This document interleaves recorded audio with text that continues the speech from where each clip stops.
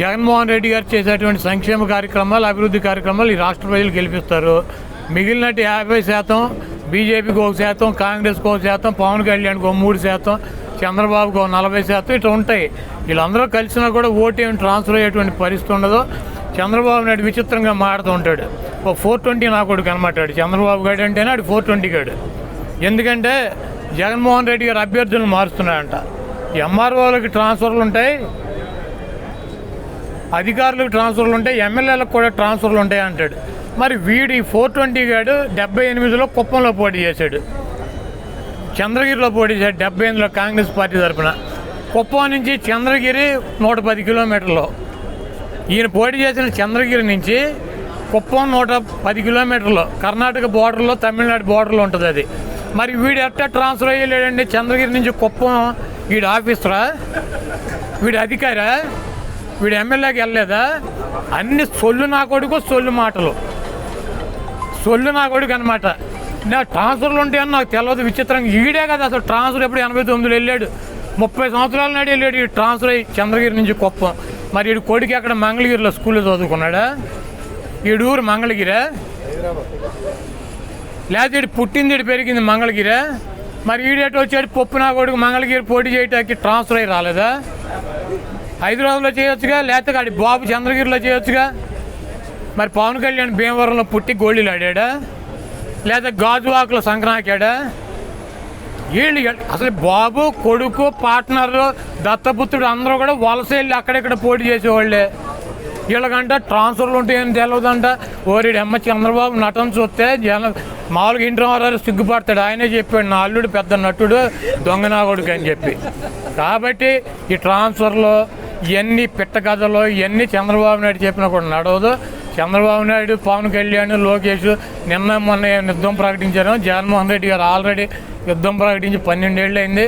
సోనియా గాంధీని మట్టి కరిపించాడు, చంద్రబాబు నాయుడిని పాపరం చేశాడు, పవన్ కళ్యాణ్ కనీసం ఎమ్మెల్యే కూడా జరగకుండా చూశాడు. ఈరోజు చంద్రబాబు నాయుడు, పవన్ కళ్యాణ్, లోకేష్ మేము ఎమ్మెల్యేలకు గెలిస్తే చాలు, ప్రతిపక్షం వస్తే చాలు అని వాళ్ళు యుద్ధం చేస్తున్నారు. వాళ్ళు జగన్మోహన్ రెడ్డి గారితో యుద్ధం చేసేదండి.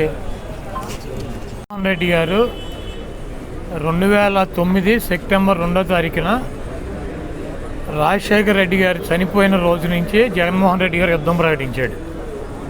సోనియా గాంధీతో ఢీకొట్టి, చంద్రబాబుని ఢీకొట్టి 16 నెలలు జైలు జీవితం అనుభవించి ఈ రాష్ట్రంలో తెలుగుదేశం పార్టీకి, కాంగ్రెస్ పార్టీకి డిపాజిట్లు పోగొట్టి, కాంగ్రెస్ పార్టీని ఈ రాష్ట్రంలో కూకటి వేళ్లతో సహా పెగిలించి, చంద్రబాబు నాయుడు 40 సంవత్సరాలు అనుభవం ఉన్నటువంటి వ్యక్తిని 23 సీట్లకు పరిమితం చేసి 151 సీట్లతో పవన్ కళ్యాణ్ని 2 చోట్ల కూడా చిత్తుగా ఓడించి, చంద్రబాబు నాయుడు తనయుడు లోకేష్ని మంగళగిరిలో మట్టి కరిపించి, ఆయన అభ్యర్థుల మీద వీళ్ళని ఓడించి ఈ రాష్ట్రంలో ముఖ్యమంత్రిగా జైత్రయాత్ర జగన్మోహన్ రెడ్డి గారు కొనసాగిస్తున్నారు.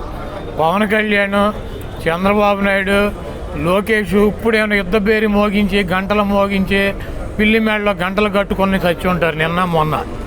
జగన్మోహన్ రెడ్డి గారు 2009లోనే యుద్ధ పేరు మోగించాడు, సోనియా గాంధీని మట్టి కరిపించాడు, చంద్రబాబు నాయుడిని భూస్థాపితం చేశాడు, పవన్ కళ్యాణ్ 2 చోట్ల చిత్తుగా ఓడించాడు, పప్పు గారిని, లోకేష్ గారిని మంగళగిరిలో సమాధి చేశాడు. అది పరంపర కొనసాగుతూనే ఉంది. జగన్మోహన్ రెడ్డి గారు ఈరోజు యుద్ధ పేరు మోగించడం కాదు, 2009లోనే మోగించారు. పవన్ కళ్యాణ్, చంద్రబాబు నాయుడు, లోకేష్, అడుగుడిపోయిన బక్కీటు, తోలు బక్కీటు, వీళ్ళందరూ కూడా, ఈ బోరగాళ్ళందరూ కూడా వచ్చినా కూడా జగన్మోహన్ రెడ్డి గారి ఇంటికి కూడా పీకలేరు. గతంలో కూడా చెప్పాం, మాకు వైఎస్ఆర్ కాంగ్రెస్ పార్టీకి ముఖ్యమంత్రి వైఎస్ జగన్మోహన్ రెడ్డి గారి జన్మదినం. ఆయన జన్మదినాన్ని పురస్కరించుకుని ఈ గుడివాడలో రక్తదాన శిబిరం, అదేవిధంగా ఆయన జన్మదిన వేడుకలు జరుపుకోవడం జరిగింది. ఆయన ఆరోగ్యంతో, ఐశ్వర్యంతో ఈ రాష్ట్ర ప్రజలకి సేవలు అందిస్తూ ముఖ్యమంత్రిగా నిన్ను 100 సంవత్సరాలు కొనసాగాలని చెప్పి మనస్ఫూర్తిగా కోరుకుంటూ వైఎస్ఆర్ కాంగ్రెస్ పార్టీ తరఫున ఈ కార్యక్రమాలని నిర్వహించడం జరిగింది. అదేవిధంగా ముఖ్యమంత్రిగా జగన్మోహన్ రెడ్డి గారు ఇది 5వ పుట్టినరోజు జరుపుకున్నారు. ప్రతి సంవత్సరం కూడా ఆయన పుట్టినరోజుకి ఏదో ఒక చోట ప్రజలతో ఒక ప్రోగ్రాం పెట్టి ఈరోజు గిరిజన ప్రాంతంలో పిల్లలకి 10th క్లాస్ చదువుకునేటువంటి పిల్లలకి ట్యాబులు పంపిణీ కార్యక్రమం, అదేవిధంగా ఒక పుట్టినరోజుకి ధర్మవరంలో చేనేత కార్మికులకి ఆర్థిక సహాయం చేసే కార్యక్రమం, ఏదోటి పిల్లలకో లేకపోతే పేదవారికో లేకపోతే బలహీన వర్గాలకో ఏదో కార్యక్రమాన్ని ఆయన పుట్టినరోజున రూపొందించి వాళ్ళకి అందుబాటులో ఉండి వాళ్ళ దగ్గరికి వెళ్ళి ఆయన పుట్టినరోజుని ప్రజల మధ్య చేసుకోవటం సంతోషం. ఇదే రకంగా వచ్చే సంవత్సరం పుట్టినరోజు కూడా ప్రజల మధ్య జరుపుకోవటానికి ఆయన ముఖ్యమంత్రిగా ఉండటానికి ఆ దేవుడు ఆశీస్సులు, ప్రజల ఆశీస్సులు కావాలని చెప్పి కోరుకుంటున్నాం.